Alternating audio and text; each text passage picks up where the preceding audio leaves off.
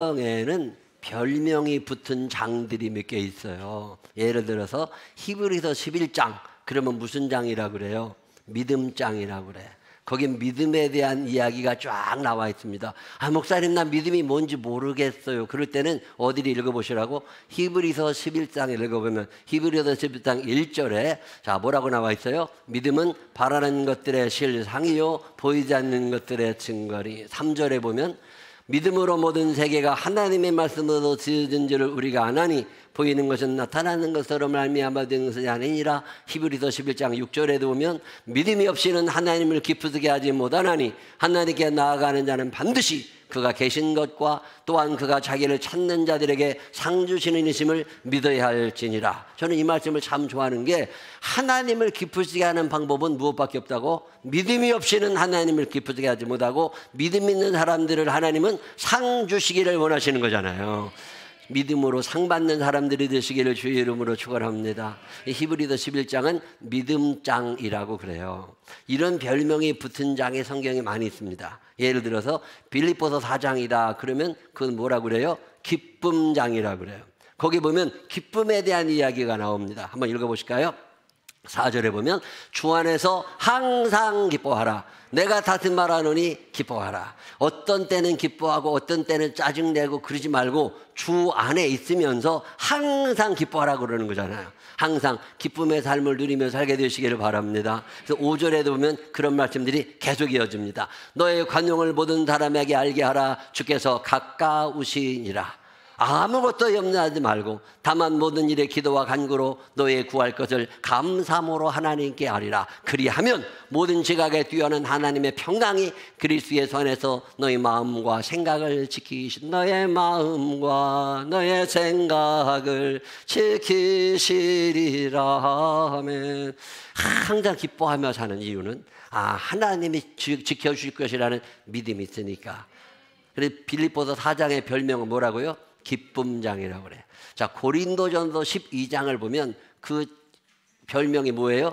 은사장이라고 그럽니다. 목사님, 은사가 뭐예요? 성령의 은사가 어떤 거예요? 그리고 나한테 물어보지 말고 어디 읽어보시라고? 고린도전서 12장을 읽어봐요. 거기 보면 답이 정확하게 나옵니다. 한번 읽어보실까요? 4절부터 은사는 여러 가지나 성령은 같고 직분은 여러 가지나 주는 같으며 또 사역은 여러 가지나 모든 것을 모든 사람 가운데서 이루시는 하나님은 같으니 각 사람에게 성령을 나타내심은 유익하게 하려 하심이라. 자, 각 사람에게 성령을 주신다. 유익하게 하시려고. 자, 그러면 성령의 은사가 여러분에게 있다 없다? 나는 성령의 은사가 없는 것 같아.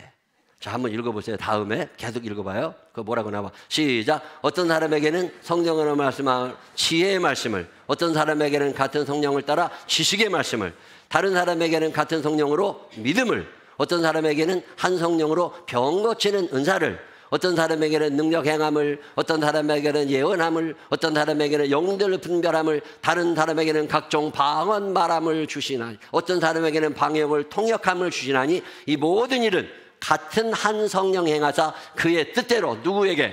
각 사람에게 어떻게 나누어 주시는 것이니라. 자, 그럼 우리 생명나무 교회가 있다면 성령의 역사가 나타난단 말이에요. 자, 성령의 역사가 어떤 한 사람에게 몰빵되지 않는다는 거예요. 제가 옛날에 측정을 한번 해본 적이 있는데 자기 스스로 나는 어떤 은사가 있는지를 체크해보라고. 성령의 함께 하심으로 말미암아 예언의 은사, 방언의 은사, 통변의 은사, 믿음의 은사, 지식의 은사, 지혜의 은사, 병 고치는 은사, 쫙 영분별의 은사가 많고 19가지인가 20가지 돼요. 그걸 쫙 이거 가지고 체크를 해보라고 그랬더니 어떤 사람이 자기는 다 있대. 이 다 있는 사람은 대개 2단이야. 성령의 은사는 몰빵이 되진 않습니다. 자, 여러분들이 여기 앉아 있잖아요. 그러면 어떤 사람에게는 지식만 주셔. 어떤 사람에게는 지혜를 주셔. 어떤 사람은 예언을 통변을 다 따로 주시는 거거든요. 그래서 합력하여 선을 이루게 하시는 분이 하나님이신 거라고. 난 다 있어. 이런 사람들은 좀 무지하거나 착각을 하고 있는 사람들이라고. 다 주지 않는 각 사람에게 나누어 주신다고 그랬잖아요. 자, 그러면 여러분 가운데 성령의 은사가 없는 사람이 있을까요? 없을까요? 모든 사람에게는 성령님이 나 너와 함께 있어 라고 하는 표시를 은사로 주십니다. 그중에 제일 쉽게 알 수 있는 게 방언의 은사니까 순복음교회나 이런 데도 계속 방언을 강조하는 이유는 방언을 하게 되면 내가 하는 게 아니라 성령께서 나와 함께 하신다는 어떤 증거들이 나타나. 그래도 방언의 은사를 강조하는 거예요. 그렇다고 그것만 은사가 있는 건 아니야. 근데 지혜의 은사는 좀 헷갈려. 내가 지혜가 있나 없나. 난 지혜의 은사는 없는 것 같아. 어떤 사람은 지식의 은사? 이것도 없는 것 같아. 예언? 그런 건 방언? 역시 못하고. 통변? 이것도 안 돼. 영분별? 이것도 안 돼. 그러고 보니까 다 빼다 보니까 나는 은사가 있어요 없어요? 아무것도 없다고 느끼는 경우가 대부분인데, 오늘 고린도전서 12장은 무슨 얘기를 하느냐면 은사가 없는 사람은 아무도 없다. 시작.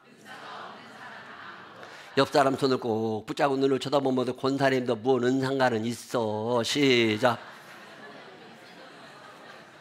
자기가 몰라서 그러지 뭔가 있다니까. 근데 자기가 있는지도 모르고 사는 거야. 근데 은사라고 하는 거는요, 자기 그냥 하나님이 그런 주셔. 근데 이거를 개발하고 잘하게 하는 건 나예요. 그건 내 역할이야. 자, 이 은사 중에 쭉 설명을 하다가 바울 목사님이 고린도전서 12장 맨 마지막 31절에 무슨 얘기를 하느냐면, 내가 지금까지 너희에게 이야기한 은사보다 더욱 큰 은사를 사모해. 내가 또한 가장 좋은 길을 너희에게 보이라. 그러면서 가장 큰 은사 하나를 소개합니다. 그 은사가 뭐예요? 고린도전서 13장에 넘어가면 사랑을 얘기합니다. 그래서 고린도전서 13장을 무슨 장이라고 그래요? 사랑장이라고 그래. 자, 그러면 나는 지식의 은사가 없는 것 같아. 자기 스스로 생각해도 자기가 멍하다고 느끼는 사람 많잖아. 이런 사람들은 지식의 은사, 지혜의 은사가 있다 없다? 이거 자신 없어. 그렇다고 내가 뭘 특별히 은사가 있는 것 같진 않아. 자, 그런데 더욱 큰 은사, 사모해야 될 은사가 하나 있다는 거예요. 그 은사가 무슨 은사라고? 사랑의 은사야. 하나님은 우리에게 사랑할 수 있는 능력을 허락하여 주고 계심을 믿으시기를 바랍니다. 이 은사가 내 안에는 있어요. 근데 내가 이 은사가 있는지 없는지를 몰라. 왜 그럴까? 개발이 안 돼 있는 거야. 내 안에 사랑의 은사의 씨는 심겨져 있다고. 이거를 잘하게 하는 건 누구예요? 성령의 도우심을 구하면서 내가 이거를 점점 잘하게 해야 되거든. 자, 나는 왠지 사랑이 있는 것 같아. 이런 생각이 들 때가 있어요 없어요? 내가 교회를 다니다 보니까 내가 사랑이 좀 많아지고 있나? 왠지 사랑하고 싶어. 그냥 사랑하고 싶은 생각이 점점 생겨나. 이것은 내 안에 사랑의 은사가 점점 활성화되기를 시작했다는 뜻이에요. 여러분 안에 사랑의 은사가 있음을 믿으시기를 바랍니다. 이 사랑의 은사를 활성화시키시기를 바랍니다. 그리고 예수 믿는 사람들은 다른 은사는 없어도 괜찮아.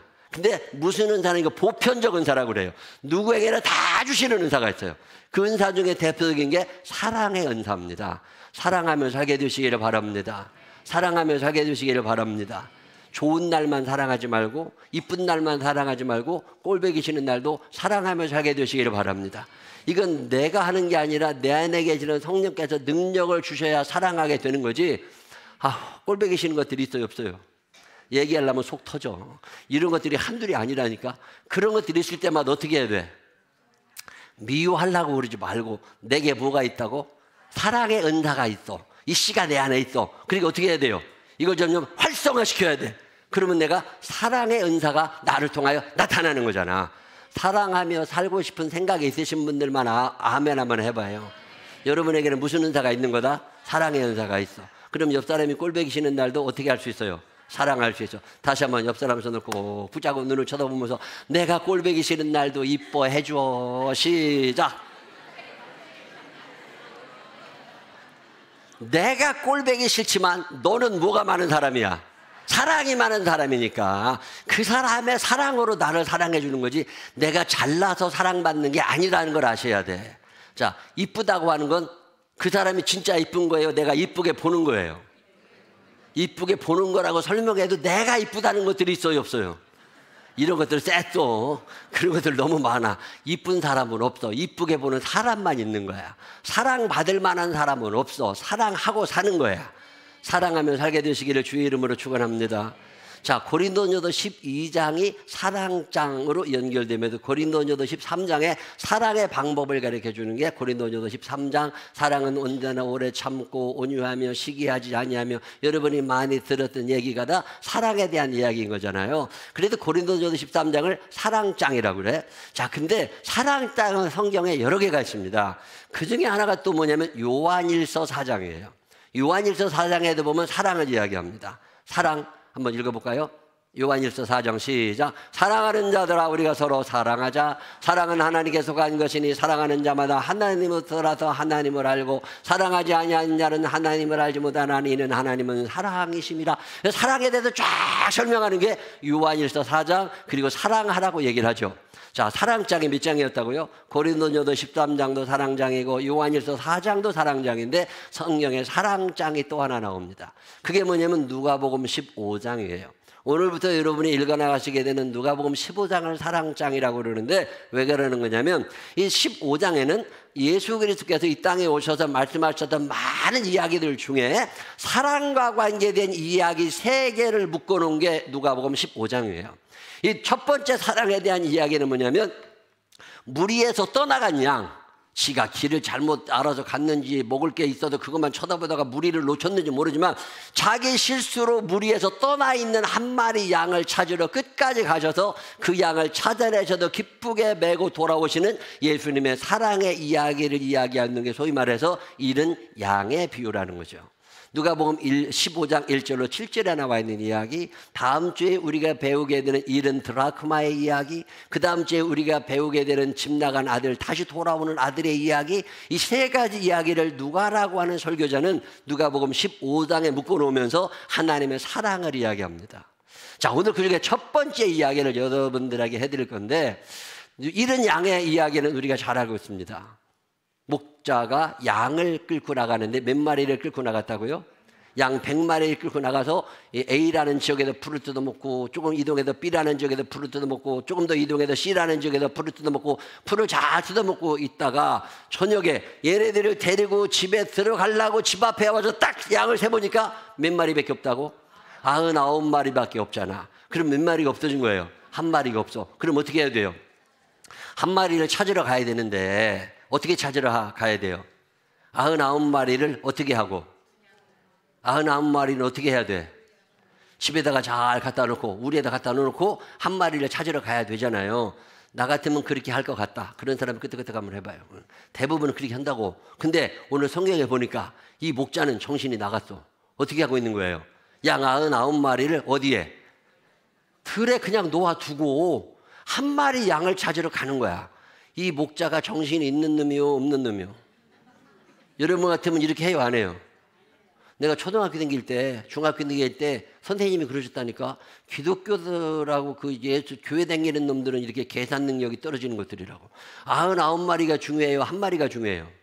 99마리가 중요하지. 만약에 내가 한 마리 찾으러 가는 동안에 사자가 와봐. 그러면 99마리가 지금 다 흩어질 판이잖아. 그러면 어마어마한 손해가 나잖아. 그러면 99마리가 중요하다고 생각해야 돼요? 한 마리를 소중하게 생각해야 돼요? 99마리가 얼마나 소중해. 근데 교회 다니는 것들은 99마리를 놓아두고 한 마리를 찾으러 가는 비합리적인 집단이라고. 나한테 그렇게 쇠뇌를 시킨 선생님이 계셨어. 나 이해가 돼요. 여기까지는 동의가 충분히 된다고. 근데 오늘 성경에는 전혀 다른 이야기. 99마리는 어디다 두고? 들에다가 놓아두고 한 마리를 찾으러 가. 이건 왜 이런 거예요? 오늘 그 얘기를 좀 해드리려고 그래. 우리가 살아가는 동안에는 가치라는 단어를 씁니다. 가치. 이 가치라고 하는 게 물건마다 가치가 있단 말이에요. 이 가치의 종류가 여러 가지가 있어요. 예를 들어 가지고 윤정인 집사님 집에 닭 한 마리가 있어. 닭 한 마리가 있는데 또 이정선 집사 집에는 양 한 마리가 있어. 어느 날 윤정인 집사가 닭 한 마리를 끌고 와가지고 이정선 집사한테 우리 바꾸자. 자, 그러면 정선이가 양 한 마리 주고 닭 한 마리랑 바꿔요, 안 바꿔요? 왜 안 바꿔요? 가치가 다르잖아. 닭 몇 마리가 있어야 적어도 한 100마리는 주면 양 한 마리 한 번 이렇게 줄까 말까 한 판인데 닭 뭐 10,000원도 안 가. 근데 이 양 한 마리하고 닭 한 마리, 자, 이걸 우리가 안 바꾼다고 무슨 생각이 있으니까 이 가치를 무슨 가치라고 그래요? 비교 가치라고 그러는 거예요. 이런 가치를 비교 가치라고 그래. 비교를 해봤더니 답이 안 나와. 이 비교 가치를 우리는 머릿속에 비교 가치는 객관적 가치라고 그래요. 이 가치는 교환 가치라고 그래. 교환할 때 사용되는 가치야. 근데 어느 날 생각을 해보니까 내 건 조금 값이 올라가는 것 같은데 저건 떨어지는 것 같아. 그래도 역시 무슨 가치가 있는 거예요? 비교 가치가 있고 사용 가치가 형성이 되는 거잖아요. 자, 예를 들어 가지고 이규리 집사님 집에는 소 한 마리가 있어. 소 한 마리겠는데 이정선이네 집에는 닭 2마리가 있어. 근데 어느 날 정선이가 소고기가 먹고 싶었어. 그래가지고 닭 한 마리 들고 가서 규리한테 우리 바꾸자. 그러면 규리가 소 한 마리랑 닭 한 마리를 바꿔요, 안 바꿔요? 안 바꿔. 왜? 비교가 안 되잖아. 이런 걸 비교 가치라고 그래요. 비교 가치가 되는 거야. 자, 근데 어느 날 규리가 중요한 일이 집안에 무슨 문제가 생겨가지고 꼭 닭이 필요해. 의사가 와가지고 닭을 삶아 먹어야 산대. 닭을 삶아 먹어야 산다고 그러는데 닭이 우리 집에는 없어. 우리 동네 전체 누구네 집에만 닭이 있어요. 정선이 집에만 닭이 있어. 그러면 어떻게 해야 돼? 소 한 마리를 끌고 가가지고 뭐라고 그래야 돼? 닭 한 마리랑 바꾸자고 얘기를 해. 그러면 정선이가 바꿔줘요, 안 바꿔줘요? 안 바꿔줘. 왜? 소 2마리 갖고 오라고 그래. 왜? 이 닭이 꼭 필요하다는 걸 알아, 저 집에. 내가 이거 소 2마리 아니면 닭 한 마리 안 줘. 자, 그러면 규리가 또 갖고 와야 돼, 안 갖고 와야 돼? 왜? 너무 필요하니까. 자, 이런 가치를 무슨 가치라고 그래요? 절대 가치라고 그래요. 절대 가치. 주관적 가치라고 그리고 사용 가치라고 그래요. 이건 비교의 대상이 아니야. 이건 무슨 비교해가지고 가격을 결정하는 게 아니라 그게 나한테 꼭 필요한 거라면 가격을 물을 수 없는 거죠. 이걸 절대 가치라고 그래요. 우리는 살아가면서 무슨 가치에 익숙해져 있어요? 비교 가치. 비교 가치에 익숙해져 있다 보니까 자꾸 비교가 돼. 이제 어떤 여자애가 남자를 새겨 A, B, C 3명 중에 하나를 골라야 돼. 자, 그럼 비교가 돼요, 안 돼요? 비교가 되잖아. A를 골랐어. 그래서 A하고 어떻게 좀 해보려고 할 판인데 갑자기 D가 나타난 거야. D가 더 멋있어 보여. 그래가지고 D를 선택을 했어. D랑 이제 결혼해야지 하고 마음을 먹었는데 D는 이 여자랑 사귀는 동안에 B라는 여자가 또 나타났어. 자, 그럼 비교가 돼, 안 돼? 비교가 되잖아. 그러면 결혼하려고 했다가 갑자기 베꼈어. 이걸 무슨 가치라고 그래요? 비교를 하다 보니까 결혼을 해, 안 해? 왜? 더 좋은 게 내일 나타날 것 같거든. 더 멋있는 게 내년에는 내 앞에 등장할 것 같거든. 백마탄 왕자 다 죽었어. 근데 지금도 백마탄 왕자를 기다리는 것들이 있다 없다. 그러니 평생 혼자가 되어 살아갈 수밖에 없는 거야. 이걸 비교 가치라고 그래요. 근데 비교 가치만 세상에 있는 게 아니라 절대 가치가 있습니다. 이 절대 가치를 추구하는 사람들은요, 비교 가치가 갑자기 사라져 버립니다. 자, 여러분이 차를 타고 가고 있어요. 차를 타고 가더니 집에 거의 다 와서 옛날 시골 갔는데 이제 브레이크를 잡고 서야 되는데 브레이크가 안 들어. 차는 계속 달리고 있어. 근데 이거 어딘가 꽝 부딪히고 서야 될 판이야. 그래서 오른쪽에 양갈래길에 오른쪽을 딱 보니까 아줌마 3명이 거기서 놀고 있어. 내가 딱 가면 누가 죽게 생겼어? 아줌마 3명이 죽게 생겼어. 그래서 왼쪽을 봤더니 할머니 한 분이 거기 계셔. 자, 그러면 여러분 어디로 틀어야 돼? 할머니 한 분에게 들어야 돼? 아줌마 3명한테 들어야 돼? 솔직히 말해봐. 아줌마 3명을 선택해야 돼? 할머니 한 사람을 선택해야 돼? 비교를 해보면 결정해야 된다면 어디로 결정해요? 열이면 열이다. 어디로 가? 할머니 한 명한테 핸들을 들지. 어차피 사고는 나게 돼 있는데. 그래서 비교 가치로 따져봤더니 그래, 할머니 쪽으로 핸들을 딱 틀었는데 할머니가 그중간 뻘떡 일어나 뒤로 쳐다보는데 우리 엄마야. 자, 그러면 핸들이 다시 어디로 가? 아줌마 3명한테 가. 자, 첫 번째는 무슨 가치로 결정을 한 거예요? 비교 가치로 결정을 했을 때는 어디로 꺾었어? 할머니한테 꺾었는데 할머니 얼굴을 확인하는 순간 무슨 가치가 생겨난 거야? 절대 가치가 생겨나면서 아줌마 3명 쪽으로 가게 되는 거죠. 자, 여러분이 살아가는 동안에 이 가치의 혼란을 일으킨다는 거죠. 자, 99마리가 중요한 거예요? 한 마리가 중요한 거예요? 당연히 99마리가 중요하지. 어떤 기준으로? 비교 가치의 기준으로. 근데 하나님의 사랑이라고 하는 것은 비교 가치가 아니라는 거예요. 누가복음 15장에 얘기하고 있는 건 뭐냐면 하나님의 사랑은 비교 가치가 아니라 절대 가치라는 거예요. 자, 어린이날 롯데월드에 아들 하나, 딸 둘을 데리고 놀러 갔습니다. 놀러 가가지고서 열심히 놀다가 나오려고 보니까 아들이 없어졌어. 초등학교 1학년짜리 아들이 없어졌어. 자, 그럼 어떻게 해야 돼요? 찾아야 되잖아.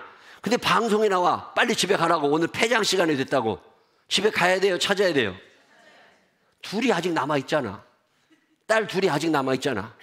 그럼 얘네들 둘만 데리고 들어가면 될 것 같은데 대부분은 둘을 선택하지 않고 하나를 선택합니다. 만약에 하나를 선택한 순간에 이 둘을 거기에 놔뒀는데 인신매매단이 와가지고 얘네들 2명 데리고 가면 어떻게 해? 이런 생각 해요, 안 해요? 이런 생각이 안 나. 누가 없어지는 순간, 아들이 없다는 걸 확인하는 순간 딸 둘이 눈에 보여, 안 보여? 전혀 보이지 않아. 누구만 눈에 들어와? 아들과 관계된 사연만 눈에 들어와. 그러면 딸 둘은 있는 거예요, 없는 거예요? 있지만 없는 거예요. 누구 머릿속에? 절대가치의 사랑을 지금 발동시키고 있는 내 눈에는 그게 안 보이는 거예요. 자, 하나님의 사랑이라는 게 뭐예요? 하나님의 비교를 하시면서 사랑하시는 분이냐? 아니라는 거예요. 그게 990마리든 9,900마리든 그건 의미가 없다는 거예요. 오늘 지금 한 마리가 없어진 순간 하나님의 눈에, 예수님의 눈에 누구만 들어오는 거예요? 한 마리 잃어버린 양만 눈에 들어오는 거야. 그럼 찾으러 가야 돼, 안 가야 돼? 왜? 그것은 나에게 어떤 절대적 가치가 있는 사랑의 대상이라는 거예요. 자, 오늘 내가 누구냐는 거예요. 죄만 짓고 살아. 연약해. 한계도 많아. 말도 징그럽게 안 들어. 자, 내가 비교 가치로 보면 사랑받을 가치가 있다, 없다? 없다는. 양 한 마리, 왜 남들은 다른 양들 99마리는 다 이렇게 다 목자 따라오는데 왜 딴짓하고 있냐고. 딴짓하는 놈이 문제가 있는 거예요. 이걸, 야, 근데 지는 알아, 몰라? 몰라. 이 양 한 마리 때문에 목자가 얼마나 고생해야 되는지 알아요, 몰라요? 모른다니까. 그래도 지가 잘난 줄 알고 지 풀만 뜯어먹고 있어. 그러면 지금 목자는 속이 터져, 안 터져? 목자는 속이 터져. 집에 가려고 양에다가 넣으려고 보니까 없어졌어. 이놈 찾으러 가야 돼, 안 가야 돼? 에이씨, 그냥 놔둬. 그러면 새끼 그냥. 오늘 없어져도 99마리나 남아있는데 뭐. 이러고 싶은 마음이 굴뚝 같을지 모르지만 우리 예수님의 마음은 어떤 마음이라는 거예요? 그 속색이는 놈이 없어졌다는 걸 확인한 순간 누가 안 보여? 99마리가 안 보여. 누구만 보여? 그 한 마리 양만 보이는 거. 이걸 절대 가치의 사랑이라고 그래요. 하나님의 사랑을 어떻게 표현할 수 있는 거냐? 하나님의 사랑이 여러분에게 그렇게 전해지고 있음을 믿으시기를 바랍니다. 저는요, 이 믿음 가지고 삽니다. 어거스틴이라고 하는 사람이 그래도 그런 유명한 고백을 합니다. 왜 하나님은 나만 사랑하시는 거야? 왜 하나님은 나만 사랑하시는 거야? 이 세상에 사랑할 사람이라고는 나 하나밖에 없는 것처럼. 그렇게 당신이 가진 사랑을 나한테 다 쏟아주시는 하나님. 이 하나님이 오늘 여러분의 하나님이신 줄로 믿으시기를 바랍니다. 살아가다가 보면 비교가 돼요, 안 돼요? 저 권사님네는 남편도 저렇고 애들도 저렇고 집도 좋고 다 그런데 왜 나는 밤낮 이렇게만, 이런 생각을 하지 말라는 거예요. 비교 가치가 없다는 거예요. 그때는 비교를 하는 게 아니라 그럼에도 불구하고 내 연약함과 내 가난함과 내 초라함을 아시는 하나님께서 여전히 나를 사랑하시고 앞으로도 하나님은 이 세상에 사랑할 사람이라고는 나 하나밖에 없는 것처럼 당신의 사랑을 나에게 집중시켜주고 계시는구나. 이 믿음이 여러분에게 있게 되시기를 주의 이름으로 축원합니다. 저는 이 믿음은 가지고 삽니다. 개척에서 살아오는 동안에 나보다 훌륭한 목사님들이 얼마나 많고 좋은 유전자를 물려받으신 분들이 얼마나 많고 큰 교회 하시는 분들이 얼마나 많아. 그래도 한 번도 기죽어 본 적이 없고 열등감을 느껴본 적이 없어요. 왜? 하나님은 여전히 나를 사랑하신다는 믿음이 있어서 그래. 옆 사람 손을 꼭 붙잡고 눈을 쳐다보면서 하나님이 나를 너보다 더 이뻐하시는 거 알아? 시작. 내가 돈이 없다고 비교하지 말라는 거예요. 내가 애들이 어떻다고 비교하지 말라는 거예요. 오늘 누가복음 15장에 얘기하고 있는 하나님의 사랑은 어떤 사랑이냐면 다른 것들을 다 잃어버려도 내가 너를 놓치지 않을 거야. 하나님의 사랑을 내가 잊었더니 하나님이 나를 사랑하시고 다시 사랑하시네. 나는 하나님을 잊어버리고 떠나갔을지 모르지만 하나님은 여전히 나를 사랑하셔서 나를 마침내 찾아내고야 마르시는 하나님의 사랑.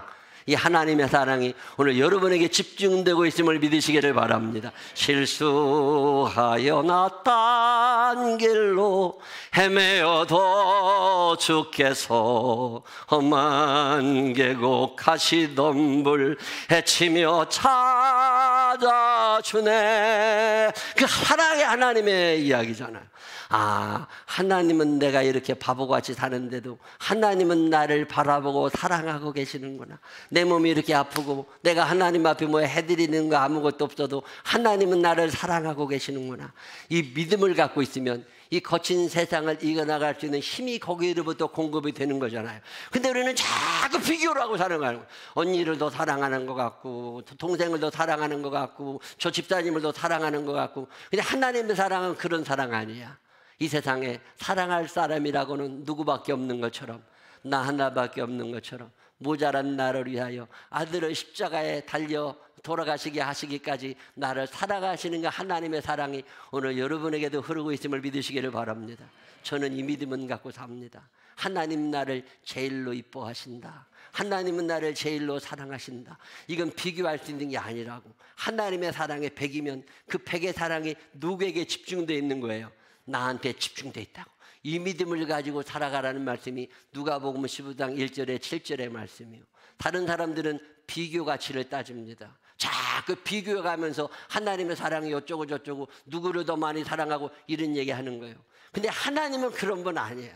하나님은 99마리 하나도 안 보여. 그걸 어떻게 됐는지 생각도 안 나. 지금 누구를 찾으러 가야 돼? 잃어버린 나 하나를 위하여 십자가를 지러 이 땅에 오신 예수 그리스도의 사랑의 이야기가 여러분의 삶에도 저에게 임했던 것처럼 넉넉하게 임해서 열등감도 느끼지 말고 비교하려고 하지도 말고 그 하나님의 사랑을 마음껏 받아들이면서 따뜻한 마음으로 세상을 살아갈 수 있는 믿음의 사람들이 되시기를 주의 이름으로 축원합니다. 기도하겠습니다. 하나님 아버지, 살아가다 보면 서운한 날도 많고 외로운 날도 많고 비교해보면 열등감 느낄 때도 많고 속상한 날도 많지만 오늘 말씀을 듣습니다. 우리는 비교하며 살아가고 싶어 하지만 하나님은 비교 가치가 아니라 절대 가치로 나를 사랑하고 계심을 기억하고 믿게 하여 주시어서 하나님 그 사랑받은 내가 그 사랑의 힘으로 이 세상을 이겨나갈 수 있도록 인도하여 주옵시고 나도 그 사랑하며 살아갈 수 있는 여유로운 사람들 되게 하여 주옵소서. 사랑받을 가치는 없지만 사랑받을 만한 일 한 적도 없지만 하나님이 사랑이시기에 나를 사랑하셔서 오늘 여기에 있게 하시는 애를 감사합니다. 이 사랑을 기억하며 살아가게 하여 주옵시고 절대로 열등감 느끼지 않게 하시고 비교 가치 속에 절망하지 않게 하여 주옵시고 절대적으로 나만을 이뻐하시는 하나님을 바라보며 이 거칠고 험한 세상 사랑으로 믿음으로 승리하는 우리 모두가 되게 하여 주옵소서. 축복하실 주님을 찬양합니다. 예수님 거룩하신 이름으로 기도드렸습니다. 아멘.